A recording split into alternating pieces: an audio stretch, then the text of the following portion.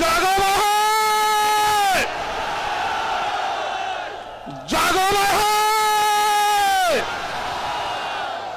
কোনটা সবাই জাগো ভাই, জাগো ভাই।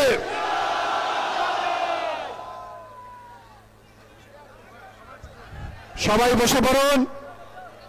ইতিমধ্যে আমাদের প্রিয় নেতা আগামী দিনের বাংলাদেশ, যার অপেক্ষায় রয়েছে বাংলাদেশের 16 কোটি মানুষ, উনি আমাদের সঙ্গে উপস্থিত হয়েছেন। আমরা রংপুরবাসী জোরে একবার করতালি দিয়ে অভিনন্দন জানাই।